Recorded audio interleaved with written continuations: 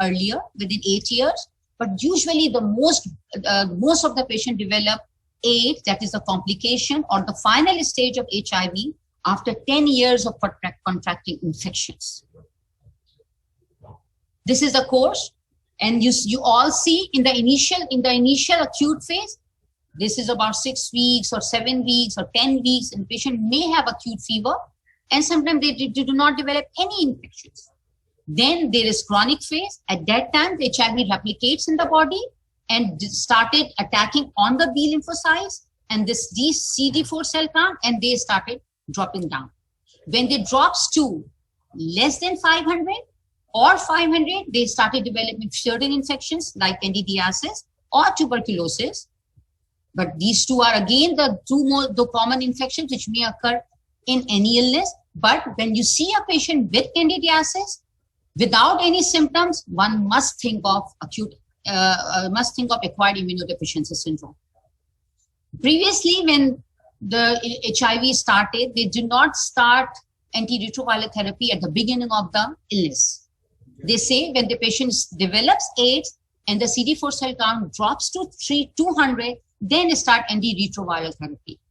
But due to lack of positive response at the level of 200, you start treating infections when CD4 cell count is on a higher level, sometimes even at 500, depending on the symptoms, or at least at 300 CD4 cell count. So when the CD4 cell count drops to below 300 or 200, you call it AIDS. It's basically 200, you call it AIDS. And after development of AIDS, the life expectancy has decreased so much so that they usually die within few years. There are certain infections which may occur according to the CD4 cell count. This is a very important marker to see what infection may occur at what level of HIV or AIDS. When CD4 cell count is greater than 200, at whatever level, 300, 500, 600, patient may acquire any infections which an immunocompetent patient can also acquire. But the severity of the illness might be a little bit increased in HIV. Certain bacterial infections in the form of community-acquired pneumonias, in the form of certain skin infections like staphylococcal, streptococcal, Haemophilus influenza, any of these infections may lead to different presentation in HIV. Then tuberculosis. You all know tuberculosis is a common infection in this part of the world, like eastern part of the world, Pakistan, India, Bangladesh, Africa. But in Europe and America, tuberculosis is not common in immunocompetent patients. It's more common in immunocompromised patients like HIV. And again, tuberculosis may present with pulmonary infections, may present with lymphadenopathy, may present with abdominal infections. There is various presentation of tuberculosis, and they all can present in HIV as well. Then herpes simplex. How do usually herpes simplex see? Many of the patients, they present herpes simplex only with the small skin lesions on the face. It may present with small, simple viral fever, malaria. But if patient is acquiring it again and again with more severe intensity, you must think of HIV. Herpes zoster. Why do a patient develop herpes zoster? Patients who had chickenpox in the past, varicella infection in the past, they may develop herpes zoster when their immunity suppressed. It may present in the diabetes mellitus. It may present in certain malignancies, but when they see it in HIV, it's also common in immunosuppressed patient as in HIV.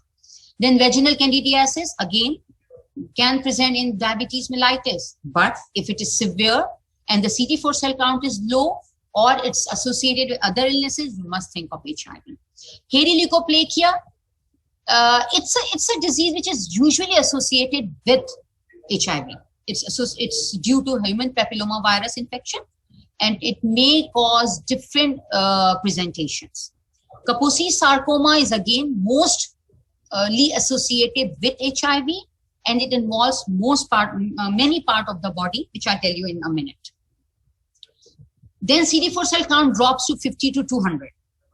Now then the severity of infections or the organisms are more, the organisms which are associated with HIV are usually more commonly seen in HIV only. When you see any of these infections, you must think of HIV. Pneumocystis jirovecii or Pneumocystis carinii, they present with lung infection, severe acute lung inflammation leading to fever, cough, shortness of breath. Toxoplasmosis, it's more commonly associated with CNS infections.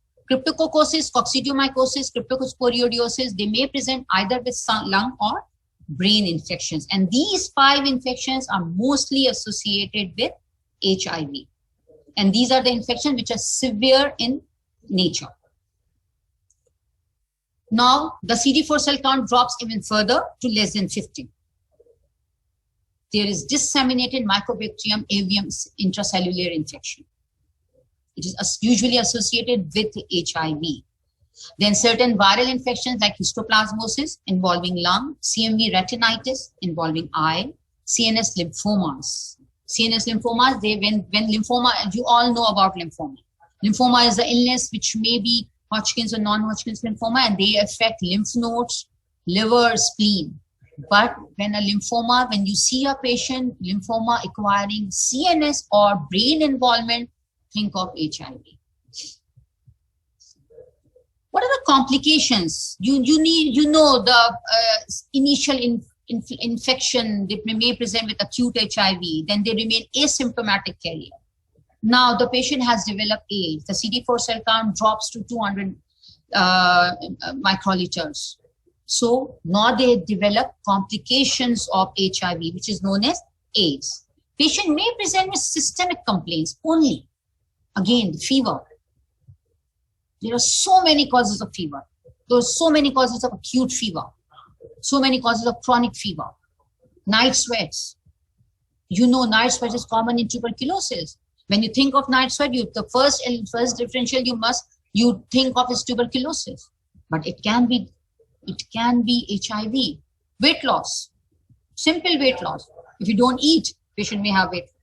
If certain tuberculosis, patient may have weight loss. In certain endocrinological diseases like hyperthyroidism, patient may have weight loss. In malignancies, patient may have weight loss. So why do you think of when patient has these 3 symptoms, why do you think of HIV? History is important. At this moment, if you know the history, you will think of HIV. If you know the mode of transmissions of HIV, you will ask question to the patient. Did you ever had extramarital affairs? Did you ever had multiple sexual partners? Did you ever had blood transfusion? Did you ever give blood to any donor on the road anywhere? Did you ever take? Are you an IV drug abuser? When these questions are in your mind, or your mother died of HIV or any illness which is unexplainable at that time, think of HIV. Sometimes patients only presents with severe weight loss, which we call it wasting syndrome of HIV, of AIDS. Typically have disproportionate loss of muscle mass and maintenance of less substantial loss of fat storage. They have severe marked weight loss. But again, you know, there are so many illnesses which may lead to weight loss. But if you have a background history or past history, you think of HIV. Nausea, so common. If you eat more, you may feel nausea. But a patient presenting with severe nausea for certain months or days, and you see them out, the patient may have candidiasis, the white patches on the oral mucosa, or they may extend to the esophagus, leading to nausea. And again, the history is important. When you take a good history, you will know it may be due to HIV. The pulmonary complications. The commonest complication you see in HIV are pulmonary complications, the CNS complications, and the skin complications, and a few malignancies. In pulmonary complication, pneumocystis pneumonia is the commonest opportunistic infection in HIV or in AIDS. Patient may present with fever, which can be high, which can be low, usually high-grade fever. But a patient may have cough, usually dry cough. They usually do not produce sputum. And they have marked shortness of breath. History is usually very short, and they acutely present with these three symptoms. But severity ranges from fever, only fever, with no respiratory symptoms, through mild cough or severe dyspnea, or patient may presenting with acute respiratory distress syndrome. When you check the partial pressure of oxygen at the time of presentation is usually very low. It's type 1 respiratory failure, meaning there is hypoxemia. Oxygen level is low. Carbon dioxide might be normal or a little bit decreased. What is the first investigation you should do? First is ABGs. Via that you check hypoxemia. And the second most important investigation is chest X-ray. Normal chest X-ray. When you see diffuse or perihiral infiltrates, small reticular nodular shadowing in both the lung fields. There are so many other causes as well. Even tuberculosis can present like this. Miliary tuberculosis can present like this. But when the presentation is short, with a background history of all those mode of transmission, there is severe hypoxemia, think of Pneumocystis carinii.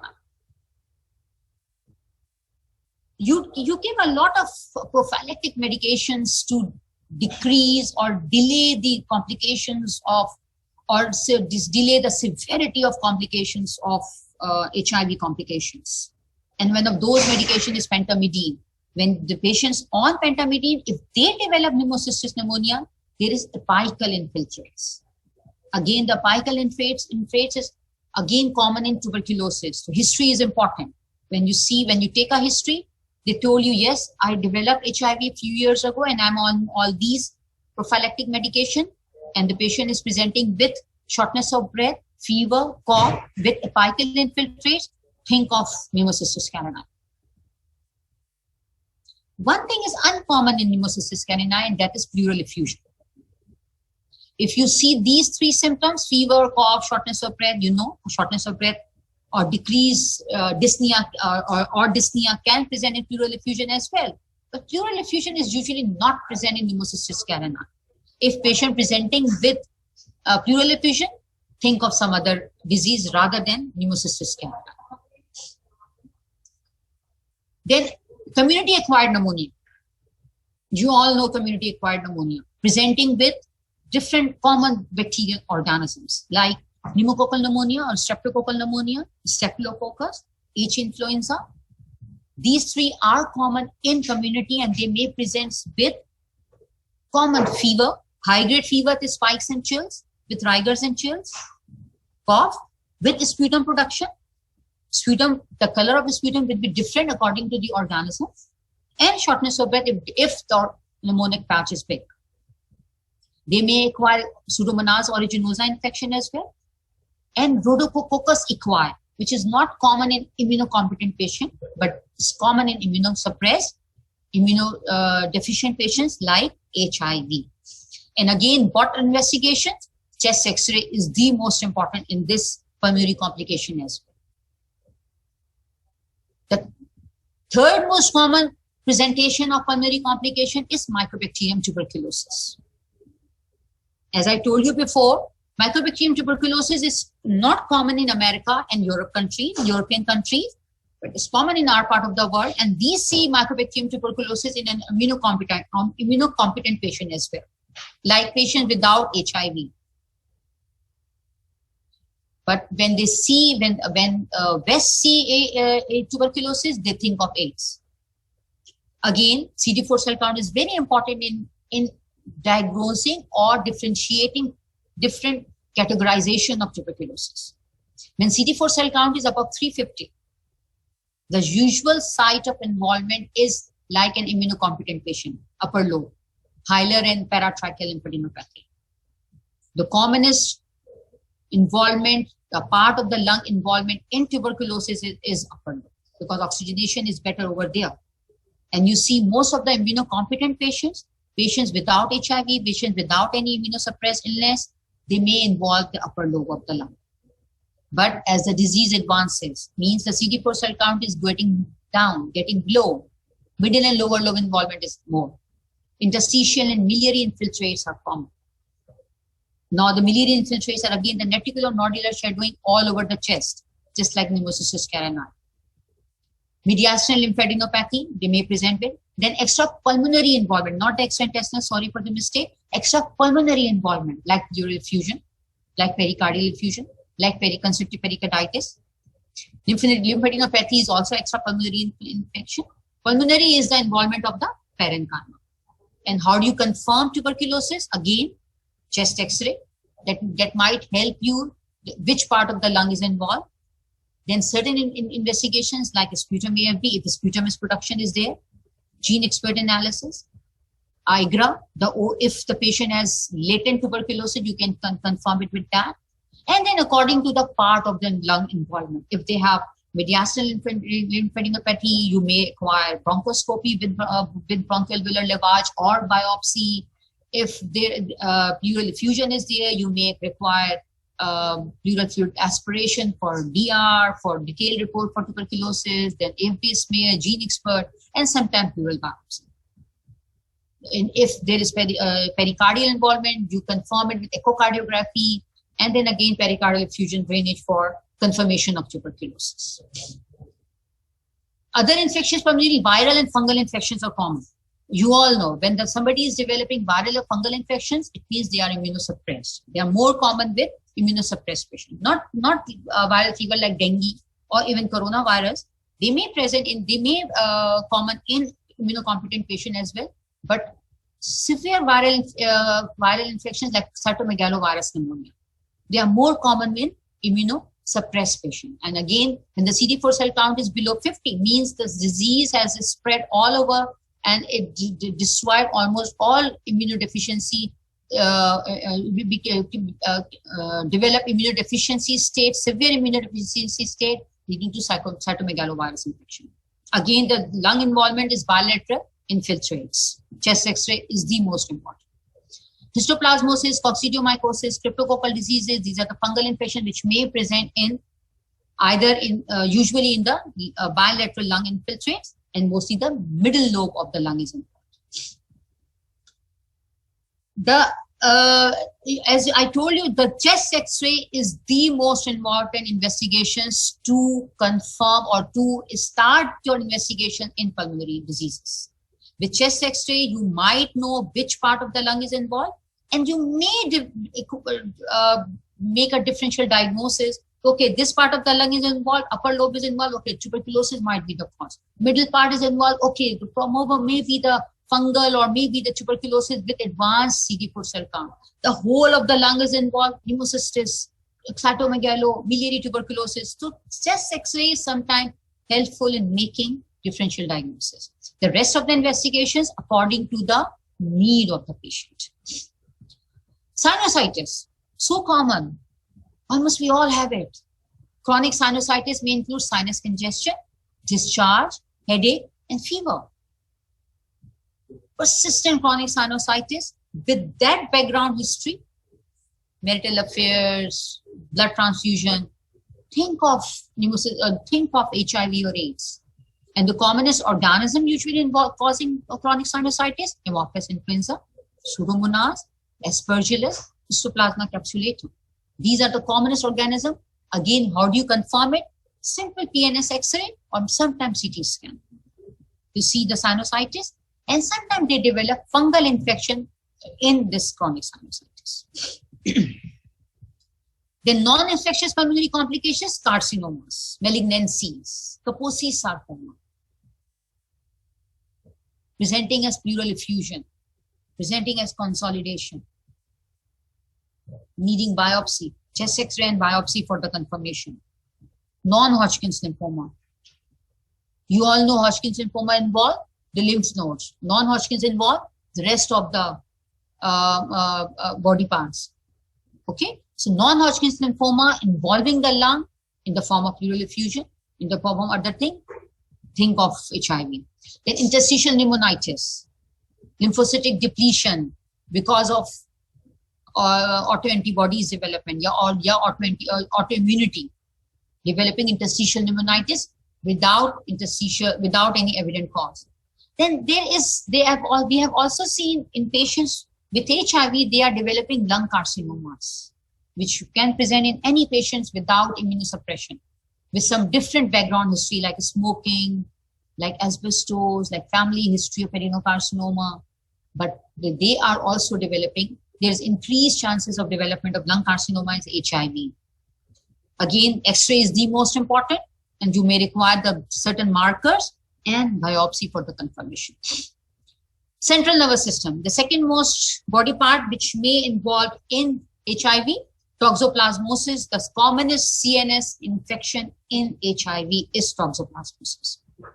Patient may present with headache, persistent headache, focal neurological deficits. Why? Because they present as typically as multiple contrast enhancing lesions, rounded opacities.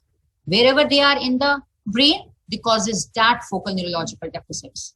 Frontal lobe, some change in behavior. Temporal lobe, some special problems. And any part of the brain which may involving the hand involvement, they may develop seizures in the hand. The focal neurological deficit, seizures, and altered mental status. And what is that? How do you confirm it? Again, CT scan. Basically, MRI brain with contrast help you in localizing or knowing if patient has toxoplasmosis. But central lesions, they may present because of some other diseases as well. So you need serology for toxoplasmosis for the confirmation.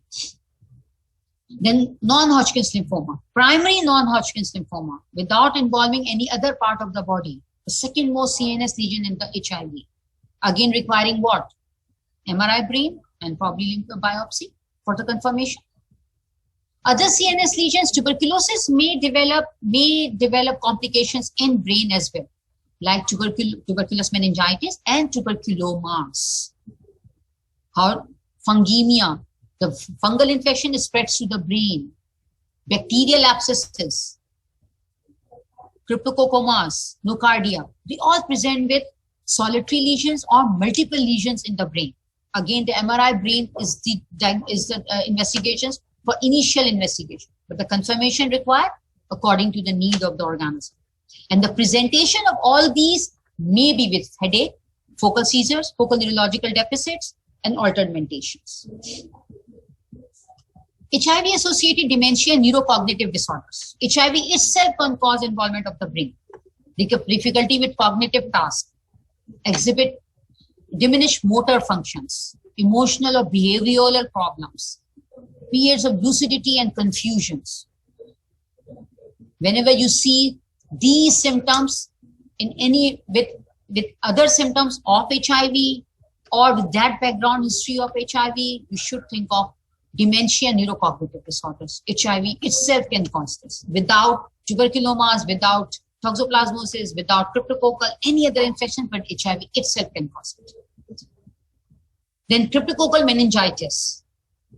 Meningitis presenting with neck rigidity and turning side, but only 20% have meningismus. Patient presenting with fever and headache. Anybody patient presenting with fever and headache with alteration of mentation, you think of meningitis. If short history, bacterial meningitis. If long history, think of chronic infections. In cryptococcal meningitis, with the background history of any of those questions, you think of cryptococcal meningitis in HIV. With tuberculosis, with bacterial infection, that's true, but think of cryptococcal meningitis as well.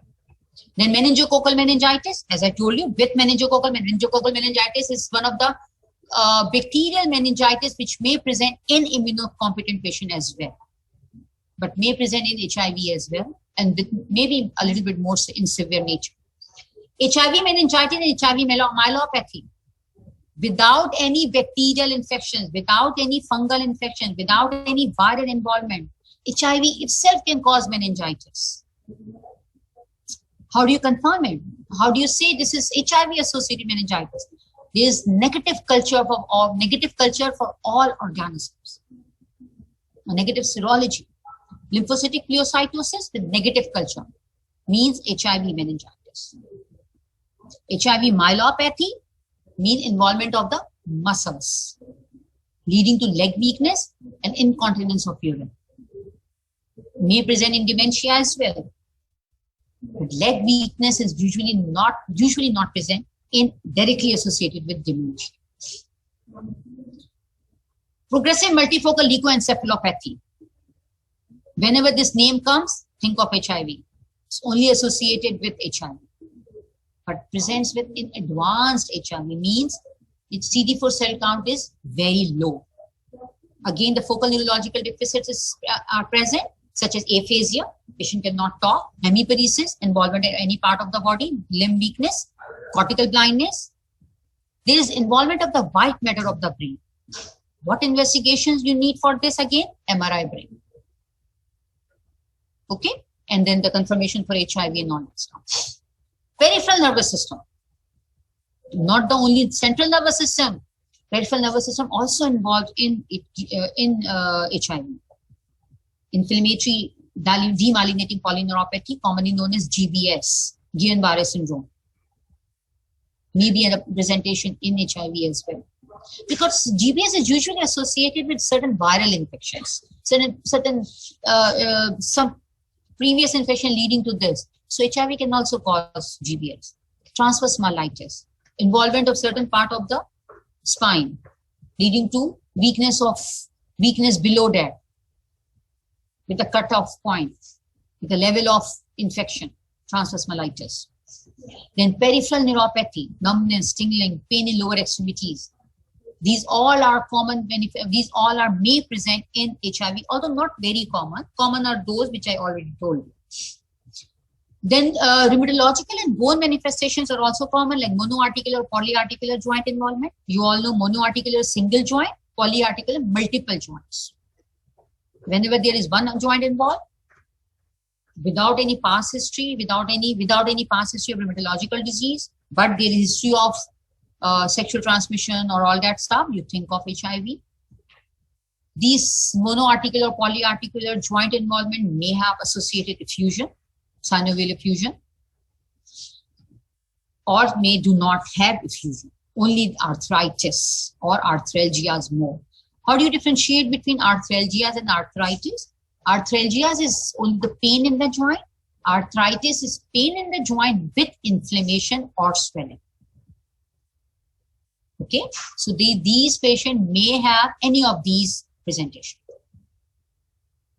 There are certain rheumatological diseases. When you read about rheumatological disease, you will be knowing the commonest rheumatological diseases are usually autoimmune in nature.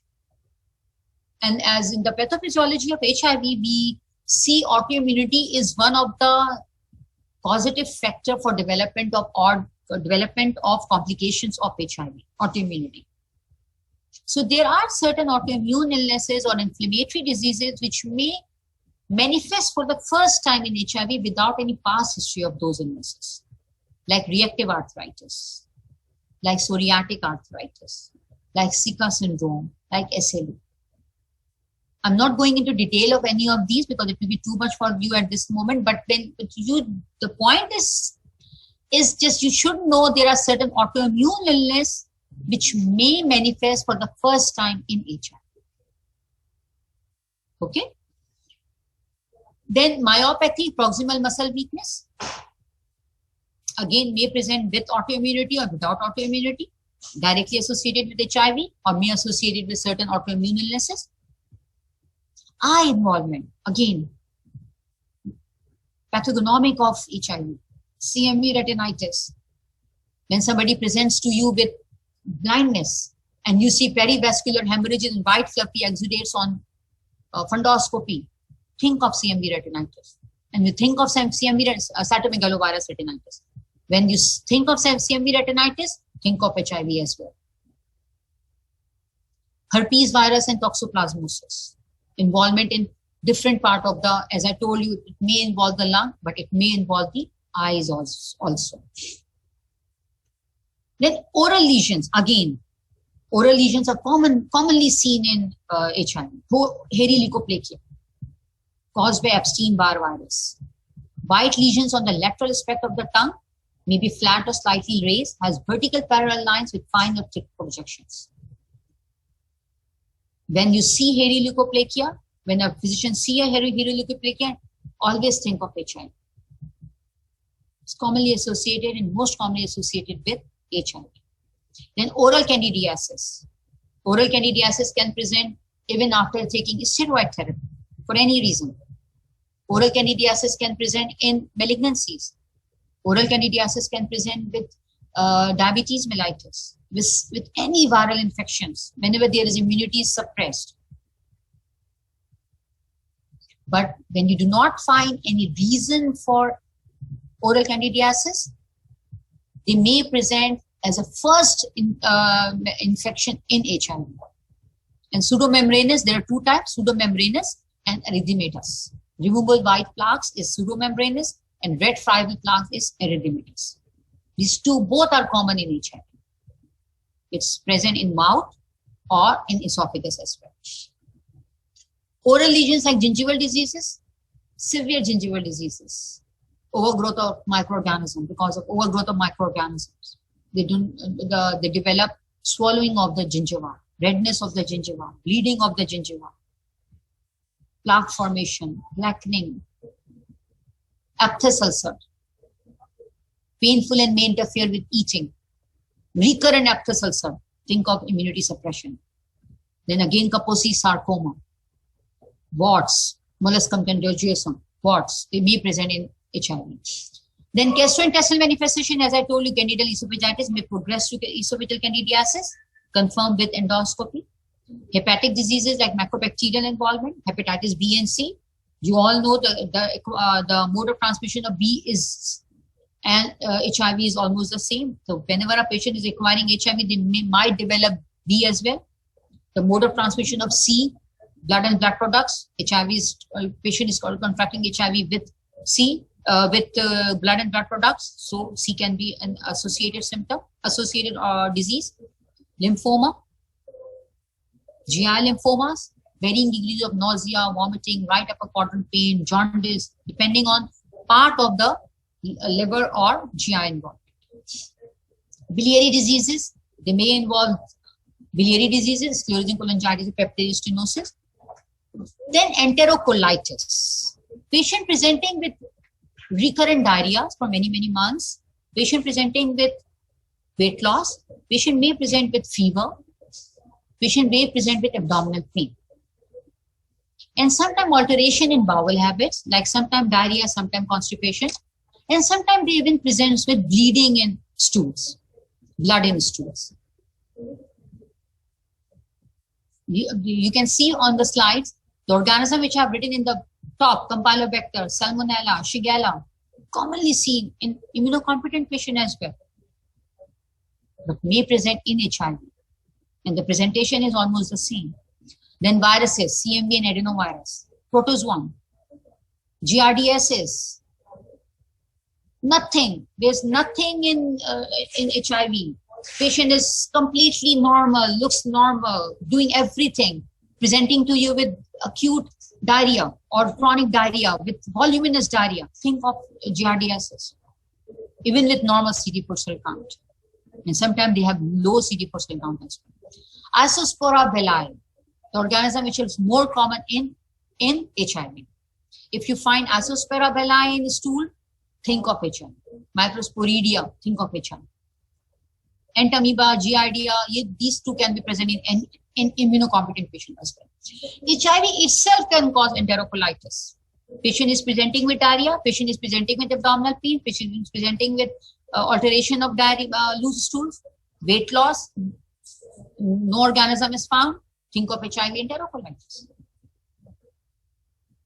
Okay, then gastropathy and malabsorption. When a patient develops all these organisms or infections due to these organisms, what would happen to the intestine? They start losing all the nutrients because of involvement of the involvement of the stomach. They may lose iron. Involvement of the upper part of the jejunum, iron. Lower part of the intestine, B12, even stomach B12, intrinsic factor deficiency. Depending on the level of involvement of the GI, patient may have malabsorptive symptoms. When you call it malabsorption, when the patient started losing nutrients. When infections leads to decrease in nutrients, patient is developing malabsorption. Then skin infection manifestation like viral dermatitis, herpes simplex infection, molluscum contagiosum, bacterial, staphylococcal infections. Whenever you see recurrent staphylococcal infection, immunity is suppressed. And the problem is in staphylococcal infections, when even in immunocompetent patient may develop recurrent. It may have recurrent pattern of infections. Folliculitis, Fruncus, bullous impetigo. These three are the commonest staphylococcal infections. Then bacillary angiomatosis, Bartonella henselae and Bartonella fruntana. Development of lymph nodes in the neck because cat scratch disease. They usually transmit through cats. Then fungal rashes, neoplastic dermatitis is Kaposi sarcoma. Non-specific dermatitis is xerosis and psoriasis. Xerosis is dryness of the skin. Psoriasis is again autoimmunity is there. HIV-related malignancies. Kaposi sarcoma is the commonest malignancy with HIV. Lesions may appear anywhere like eyelids, conjunctiva, pinna, palate, toe wraps, anywhere in the body. Purplish non-blanching lesion can be papular or nodular. In mouth usually present at palatal papules, exophatic lesions of the tongue and gingiva. And they may present in pulmonary and gastrointestinal. As I told you, pulmonary may present as pleural effusions. Then HIV-related malignancies, non-Hodgkin's lymphoma. The second most common, B-cell origin, and diffuse, presenting as diffuse large cell tumors. Very malignant, very lethal. Life expectancy is usually very low in diffuse large cell tumors. It spreads quickly, and they may develop in HIV. Hodgkin's lymphomas are also common, becoming common rather, but less common than non-Hodgkin's lymphoma. Then anal dysplasia and squamous cell carcinoma associated with human papilloma virus infections. These are also transmitted through sexually transmitted viruses, so they are associated with HIV. Gynecological manifestations, vaginal candidiasis, cervical dysplasias. Females are presenting, female developing HIV may present with cervical dysplasias. Pelvic inflammatory diseases, they are common in female patients, but cervical dysplasias and vaginal candidiasis is very common. Then other part of the body, you see skin involvement, you see pulmonary involvement, you see neurological involvement. What about heart? Yes, HIV can cause coronary artery disease, just presenting like acute coronary syndrome. HIV can cause, can involve endocrinological systems like thyroid, pituitary. Okay. Now you start treatment. You diagnose HIV with some investigations and you give treatment to the patients. But unfortunately, patient develop immune reconstitution inflammatory syndrome with initiation of antiretroviral treatment, not antiretroviral illness, is treatment. Because CD4 cell count suddenly rises. So they experience inflammatory reactions. Again, patient present with fever, sweats, and malaise. Don't get worried.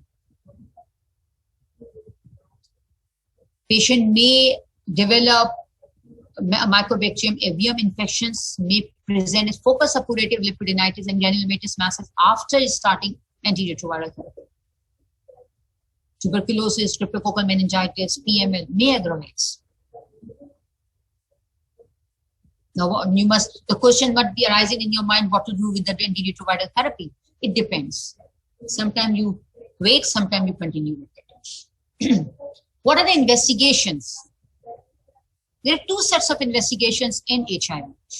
One for the diagnosis of HIV, viral infection, how to confirm the viral infection. You see the viral load, Western blot and ELISA. Then P24 antigen is sometimes helpful. And then you see the immune response, CD4 cell count, and antibody test, serology.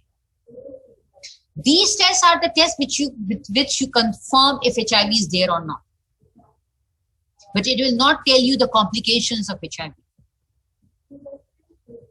Those are the investigation you do according to the complication. If you see somebody with lung infection, you go for chest X-ray, you go for ABGs, you go for HRCT, high resolution CT scan, you go for sputum analysis for bacterial, for mycobacterial, whatever. If you see some CNS infection, you go for CT scan initially, then MRI brain with contrast. If you think of toxoplasmosis, tuberculosis, and whatever, then CSF study, cerebrospinal fluid, detailed report, culture, serology, depending on the what is the organism, what is the etiology, or what complication you are thinking of. Then GI, Studia tells you GRD and endometrium. Then again, depending on what other complication you are thinking, you may need ultrasound, you may need CT abdomen, you may need biopsy, you may need other investigations like stool culture and all that stuff, so that you can differentiate or you can diagnose the complications of it. Okay, so there are two sets of investigations in HIV, one for the diagnosis of HIV and for the diagnosis of complications of HIV. Then treatment. Treatment is very vast. I'm not going into detail of all the treatment. I'm just telling a little bit about the prophylaxis treatment. Okay. So what is the aim of prophylaxis? So patient do not develop those complications, because those are even lethal to the life as well. If somebody drops his or her saturation to 60%, so what would you think? The patient may require ventilatory support, patient may require the suppression of the respiratory system. So patient may even die. So what is the basic aim of treatment for any illness is to prevent that disease. So that's why they have given few prophylactic treatment to all HIV patients according to the CD4 cell count. When CD4 cell count drops below 200, start prophylaxis for pneumocystis pneumonia. Okay. When it drops between 75 to 100, start prophylaxis for MAVM complexes. When it drops to below 100, start giving prophylaxis for toxoplasmosis. So these three prophylaxis are given to all patients with HIV. Okay. What are the treatment of HIV? Antiretroviral therapy, divided in 5 major groups. Nucleoside and nucleoside reverse transcriptase inhibitors, NRTIs. Non-nucleoside reverse transcriptase inhibitors, NNRTIs. Then protease inhibitors, entry inhibitors, a fusion inhibitor and CCR5 antagonist, and integrase inhibitors. These are the 5 major categories which are used for the treatment of HIV. The mode of action, the complication you will read in your pharmacology. The only thing you remember in medicine, how to give it. So usually they divide in 2 groups. Group 1, any integrase inhibitors with 2 NRTIs, or protease inhibitors with 2 NRTIs. NNRTIs is only given with N-negative HLA-B5701. So usually they preferred above 2 group of treatment to patients with HIV. And the prophylactic medications are important. And in prophylactic medication, as you see, trimethoprim sulfamethoxazole, which we see also the complication, but you have to give trimethoprim. So it is important, and it may develop complication, but not always. Okay. So you are done with your lecture. Any question? Questions coming.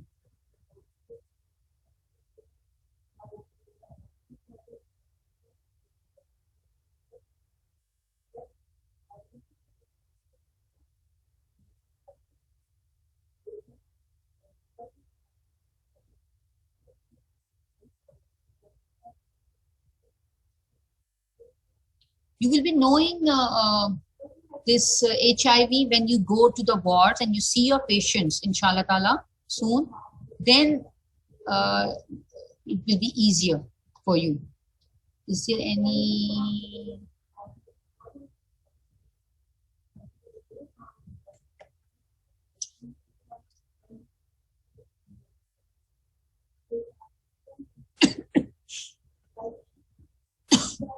I can't. Excuse me. मुझे बताएंगे messages कैसे आ रहे हैं क्या? If anybody is asking any question, I can't. I don't know how to check it. इस पे 4 लिखा हुआ है. Is it important? नहीं. नहीं ना.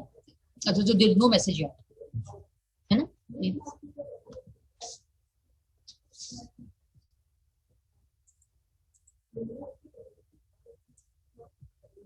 Yeah.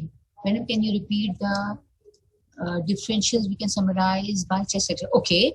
Okay. The differentials with the chest X-ray, basically when you do chest X-ray, you may find a lot of things in there. In chest X-ray, you see the parenchyma, which is the black part of the lung. Sorry, I could not get the pictures that were not downloading properly now. So when you see the parenchyma, in parenchyma, you can have consolidation, which is a non-homogeneous opacity in any part of the lung, which may be due to pneumonia, which may be due to mass, yani malignancy. But how do you differentiate between these two? When there is non-homogeneous opacity, this is usually pneumonia. But when there is a circumscribed lesions, malignancy can be a possibility. Okay. Then there is infiltrates or reticular nodular shadowing. It can be present in any one part of the lung. If suppose only one part of the upper part of the lung is involved due to tuberculosis, you may find those infiltrates in one part of the lung. Apical, both the apices or one part of the apices, tuberculosis is more likely. Okay. When there is center part of the lung is involved, interstitial pneumonitis is common. And when the whole of the lung is involved, pneumocystis carinii is important, or miliary tuberculosis is important. Okay? Okay? Can you get my? So you can, and then the other part of the lung is pleural effusion. You can differentiate according to the pleural effusion, what are differentials and all that stuff. But infiltrates, upper part of the lung is mostly tuberculosis. If you're talking about infections, there are other reasons for upper part involvement as well, but infection is tuberculosis. And if CD4 count is less and patient is on pentamidine, then pneumocystis carinii can be present in the upper part of the lung. Middle part of the lung, you may have due to pneumocystis carinii, cystoplasmosis, cryptosporiodosis, and interstitial pneumonitis. And the whole diffuse pattern is pneumocystis carinii, miliary tuberculosis, CMV, bacterial infection, fungal infections, they may present like this. Okay. One of the question is, what about the patient is lie about the history? We cannot do anything if patient is lie about the history. Then you have to think. That's why we think of everything when you are thinking of something. When you think of something in weight loss or severe candidiasis, we see patients do not agreeing on the past history. But you should think of it and then tell them we have to have it. If somebody is presenting with severe candidiasis and you could not find any of the diseases you think of, like hyperthyroidism, any malignancy or anything else, then you can say this is probably due to HIV. Patient do lie about HIV, history of HIV. No, you don't need to prophylaxis. You don't need prophylaxis for doctors who are exposed to HIV. You just have to take care. There is no prophylaxis. As I told you, the incubation period is too long. You cannot, the window period and the incubation period is too long. We cannot give prophylaxis. Yes, we can rule out blood. No, we cannot rule out blood transfusion. Yes, you can, after development of, after increase in cases of hepatitis C, hepatitis B and HIV, the blood screening has developed a lot. Now patients usually do not acquire hepatitis B and HIV from blood transfusion, because there is only one strains of these two illnesses. HIV1, HIV2, there are two types, but you can screen them. When if you see them in blood transfusion products, you do not give transfusion of those bloods. HIV can be screened easily with blood products. Oh, how many HIV patients have you seen in my practice? I'm too old, beta. Many, many. They are not uncommon in civil. They are not uncommon in civil. Here and there, you see. Abhi, in past year, as you all know, Corona was too much, so we could not see many regular patients. But in previous days, before 1 year, I must say, like we usually have one outpatient department day in civil in each ward. Like we have 5 wards in each in civil. So in every OPD or in every outpatient department, we usually admit 1 or 2 patients, if not more, at least 2 patients in a week. Or then they're coming in OPDs and they're coming in here and there. There's so many patients of HIV. They're not uncommon in Pakistan or in Karachi at least. Anything else?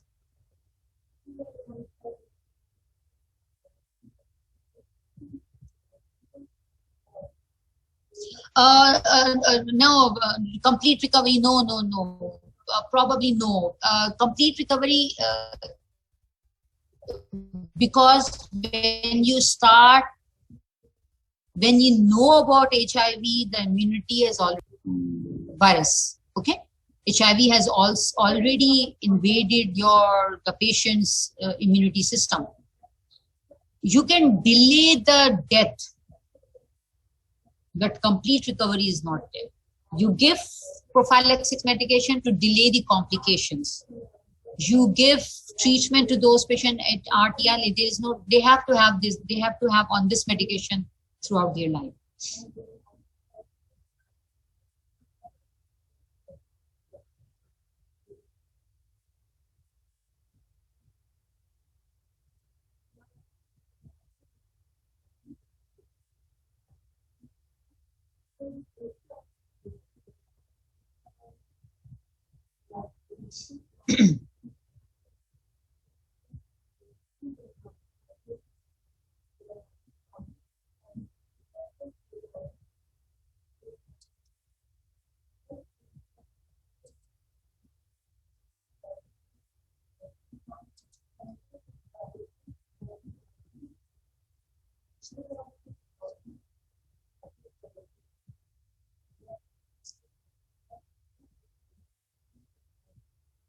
If someone get HIV and in that time they donate blood, so can diagnosis is starting and can you no before confirmation, how can you start treatment?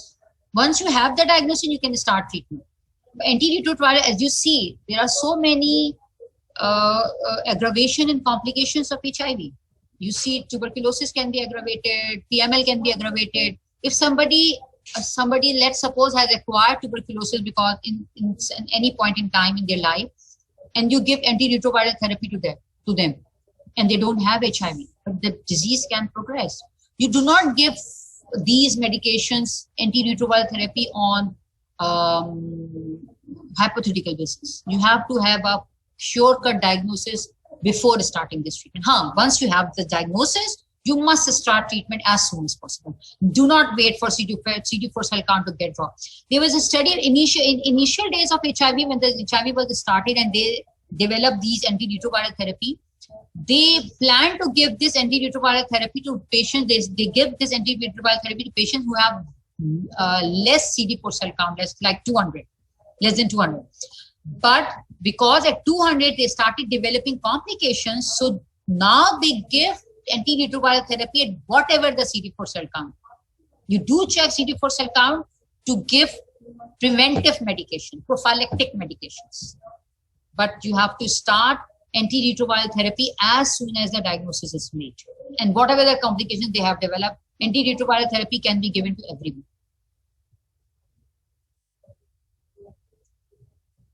Only you have to check tuberculosis before that.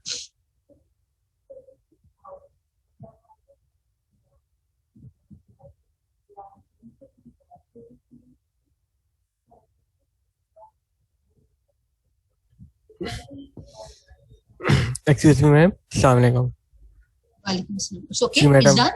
Ji madam, lecture का madam time काफी over हो गया, आपका 10 minutes ऊपर हो गए. Okay, ठीक है. They are asking question actually, but I think thank you, Mrs. Okay, students, take care. Okay, ma'am. Allah Hafiz. Okay, Allah Hafiz. Sign out.